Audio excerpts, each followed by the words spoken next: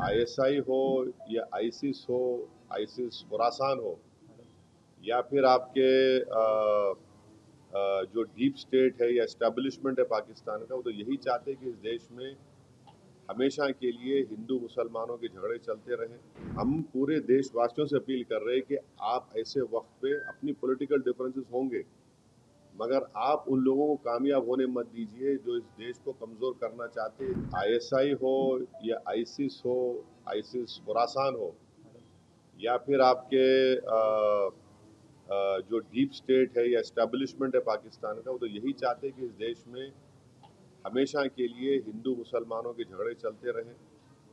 तो इसीलिए उन्होंने हरकत की, और उनका वहाँ कश्मीर में जाकर नॉन मुस्लिम को, हमारे हिंदू भाई बहनों को मारने का मकसद एक ही था कि कश्मीर को ये बताना चाह रहे थे कि यहाँ कोई नॉन मुस्लिम नहीं आ सकता। तो उनका मकसद वही है। तो हम पूरे देशवासियों से अपील कर रहे हैं कि आप ऐसे वक्त पे अपनी पॉलिटिकल डिफरेंसेस होंगे, मगर आप उन लोगों को कामयाब होने मत दीजिए जो इस देश को कमज़ोर करना चाहते हैं, इसकी यूनिटी को कमज़ोर करने करके। कश्मीर पर जैसा कि नाम लेकर मारा गया कहा जा रहा है, तो उसी तरह से अब मुल्क में हिंदू मुस्लिम किया जा रहा है। बीजेपी के लीडर जो है तो नाम लेकर पूछ कर मार रहे हैं। दादर का वाकया सामने आया है। तो ठीक है, वो जो कर रहे हैं गलत कर रहे हैं, वो लोग मुल्क के मुफाद में काम नहीं कर रहे, हम उसका मजम्मत करते, कंडेम करते हैं। अब आपके ही डिप्टी चीफ मिनिस्टर महाराष्ट्र के, वो खुद बोल रहे कि वो जो बच्चा जो जान दे दिया अपनी, आदिल, वो तो अपनी जान दे दिया ना। वो कहाँ देख रहा था कि मुसलमान है हिंदू, देख रहा इंसान को देख रहा था। वो जान बचाने के लिए वो टेररिस्ट से वेपन छीनने की कोशिश किया, उसको मार दिए।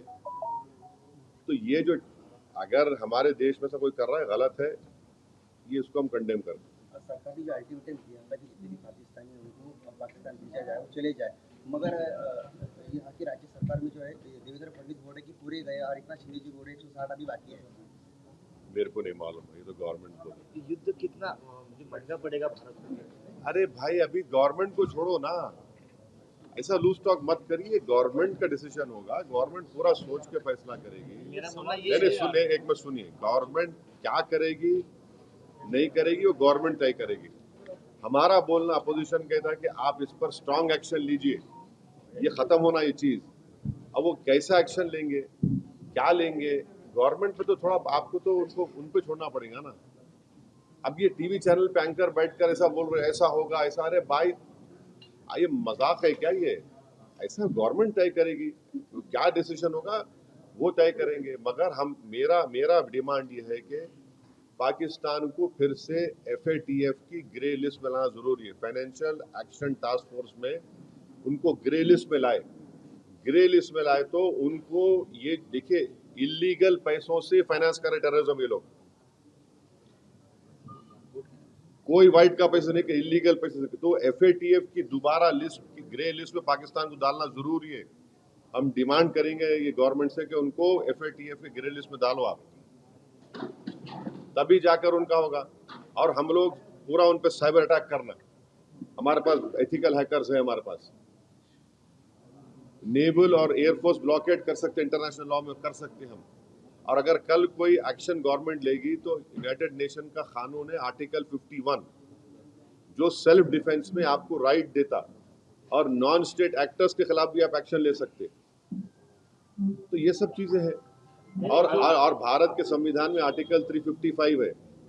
355 के तहत कोई स्टेट में अगर एक्सटर्नल एग्रेशन होता तो सरकार की जिम्मेदारी उसको रोकने की।